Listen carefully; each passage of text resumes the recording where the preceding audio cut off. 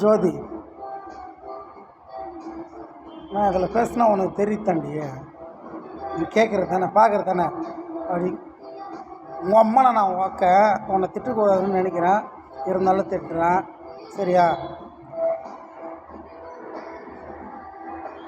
நான் இந்த பௌர்ணமிக்கு வருவேன். என் அப்பா என் அம்மா ஜெயம்மாட்ட ஒன்று சேராமே எனக்கு உயிர் கொடுத்தான் பார் என் அப்பா. போய் வரம் வாங்கிட்டு இப்போ வந்து பெற்றாங்க பார் எங்கள் அம்மா ஜெயம்மா. எங்கள் அம்மா இறந்துருக்கலாம், ஆனால் என் அப்பா சாவலை. நானும் ஒரு நாள் செத்துருவேன். நான் சாவணும் எப்படின்னாக்கா எனக்கு தெரியும். அது எங்கள் அம்மா வரம் வாங்கி எனக்கிட்ட சொல்லிட்டு போனாங்க. இன்னும் 54 வருஷம் இருக்குது, சரியா? ஆனால் இதில் என்ன வெயிலைட்டுன்னா என்ன வெயிட்டுன்னா, ஏன்னா நீ ஓவராக இந்த மாதிரி டிஸ்டர்ப் பண்ணுறல, இது எனக்கு பிடிக்கல, சுத்தமாக பிடிக்கல. அவன் அம்மாவில் அவன் வாக்க நீ லாயர் தாண்டியா, கேஸ் போடுறியா? மதுரை தானே, மதுரையில் 2 மன்றம் இருக்குதாம்மா. என்ன மன்றம்னா அது தெரியாது. உச்ச நீதிமன்றம் மத்திய மன்றமா அப்படின்னு இருக்கான்.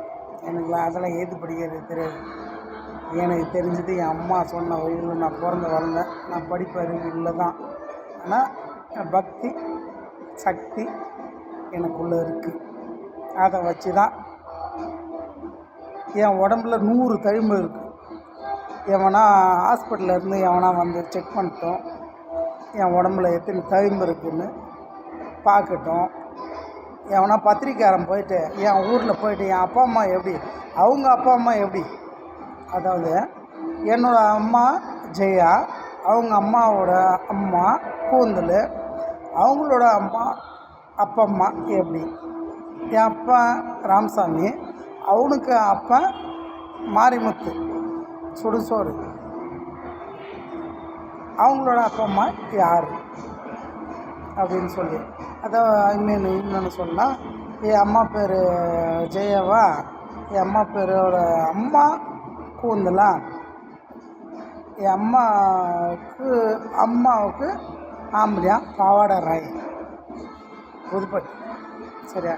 இன்றைக்கி எது எப்படி இருந்தோ நான் வந்து ஏன் இருக்கிறது தெரியாமல் இருக்கேன், சரியா? அதுக்கு என்னன்னு தெரியல எனக்கு.